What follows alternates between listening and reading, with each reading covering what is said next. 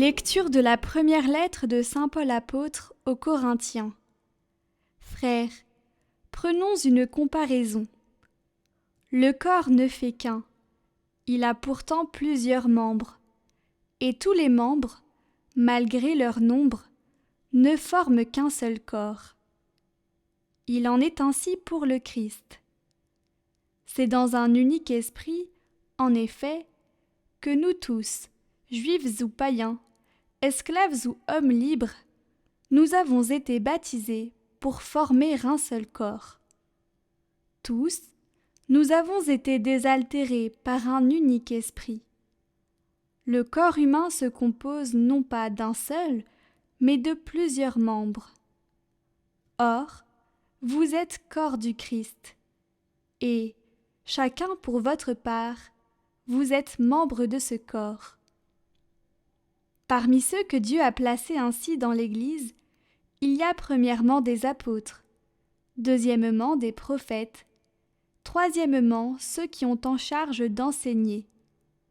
Ensuite, il y a les miracles, puis les dons de guérison, d'assistance, de gouvernement, le don de parler diverses langues mystérieuses.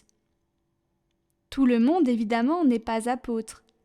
Tout le monde n'est pas prophète, ni chargé d'enseigner. Tout le monde n'a pas à faire de miracles, à guérir, à dire des paroles mystérieuses ou à les interpréter.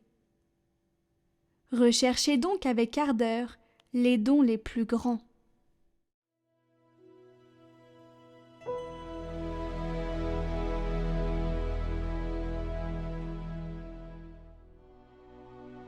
Nous sommes son peuple, son troupeau.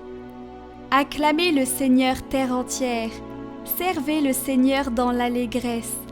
Venez à lui avec des chants de joie. Reconnaissez que le Seigneur est Dieu. Il nous a fait et nous sommes à lui, nous, son peuple, son troupeau. Venez dans sa maison lui rendre grâce, dans sa demeure chanter ses louanges. Rendez-lui grâce et bénissez son nom. Oui, le Seigneur est bon, éternel est son amour. Sa fidélité demeure d'âge en âge.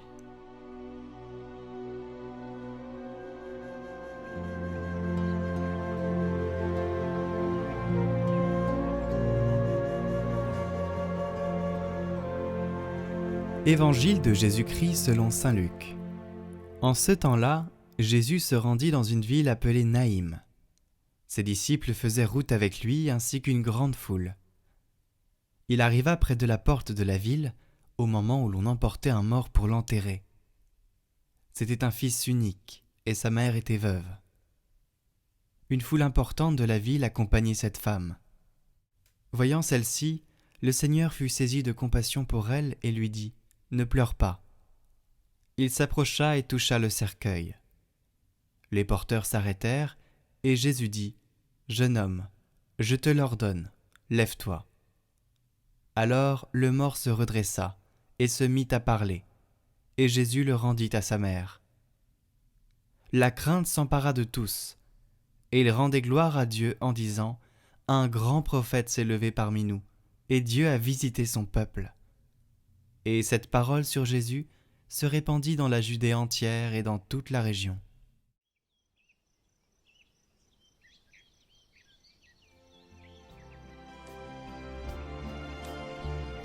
Commentaire de saint Ambroise. Jeune homme, je te l'ordonne, lève-toi.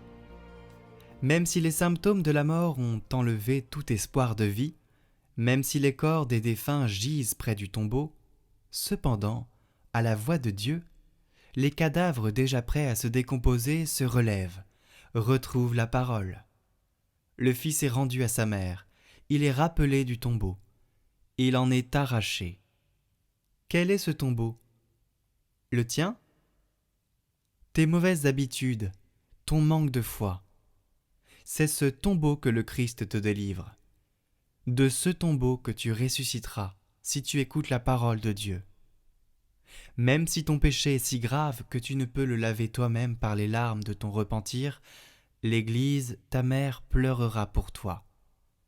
Elle qui intervient pour chacun de ses fils comme une mère veuve pour son fils unique. Car elle compatit par une sorte de souffrance spirituelle qui lui est naturelle lorsqu'elle voit que ses enfants sont entraînés vers la mort par des vices funestes.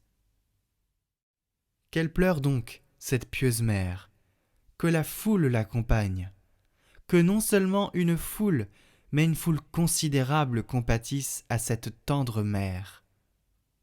Alors tu ressusciteras dans ton tombeau, tu en seras délivré. Les porteurs s'arrêteront, tu te mettras à dire des paroles de vivant, tous seront stupéfaits. L'exemple d'un seul en corrigera beaucoup, et ils loueront Dieu de nous avoir accordé de tels remèdes pour éviter la mort.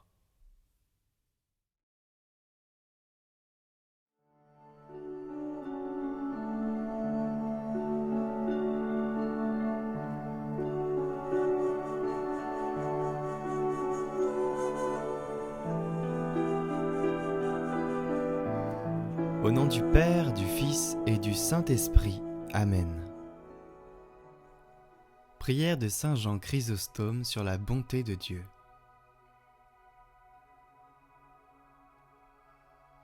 Ne désespérez pas, gardez-vous du désespoir. Je les répéterai 1000 fois. Si vous péchez tous les jours, faites pénitence tous les jours. Oui, tu seras sauvé, parce que le Seigneur a pour les hommes une grande bonté. Mon espoir n'est pas fondé sur ta pénitence. Ta pénitence ne peut effacer tes crimes, mais bien la clémence de Dieu qui s'y joint aussitôt, qui n'a pas de mesure, qu'aucune parole ne peut expliquer. Ta malice est celle d'un homme, elle est bornée. La miséricorde qui pardonne est celle de Dieu, elle n'a pas de borne, elle est infinie. La malice de l'homme et la bonté de Dieu, ce qu'une étincelle tombant dans l'océan est à l'océan. Non moins encore, l'océan a des rives. La bonté de Dieu n'en a aucune. Amen.